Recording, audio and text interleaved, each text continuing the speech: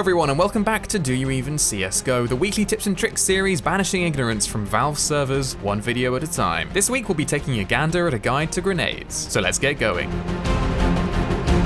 In my personal experience, there are three kinds of players when it comes to grenades in CSGO. The player that doesn't buy nades at all, the one that buys all the nades, every round, without fail, and never uses them, and possibly worst of the bunch, the guy that buys nades and proceeds to miss all his smokes, flash teammates, and generally make a bit of an arse of himself. The goal of this video is to turn you into the fourth type of player, namely the one who actually knows what the fuck they're doing. So let's start off with the basics. There are four types of grenade in the game with very different uses, attributes, and prices. The smoke, flashbang, and HE grenades are the same for both teams, but the CT incendiary grenade, whilst sharing very similar attributes as the terrorist's Molotov, costs $200 more. In broad terms, the smoke is used to obscure vision and block off choke points, the flashbang is used to temporarily blind enemies, the HE deals simple explosive damage, and the molly burns targets, dealing damage over time. However, when it comes to buying at the start of the round, not all grenades were created equal. Smokes are by far the most useful of the four on both CT and T side, so you should prioritize buying one as soon as you've got your Kevlar and your weapons. Flashbangs are the next most important, so pick up a couple of them anytime you have spare cash. The other two are frankly nowhere near as essential, especially at lower ranks, and in a few weeks' time we'll look at each of these grenade types in far more detail, but that'll have to do for now. What about the decoy? The what? The decoy. That's a grenade too, you know. Oh, you mean the totally useless waste of $50?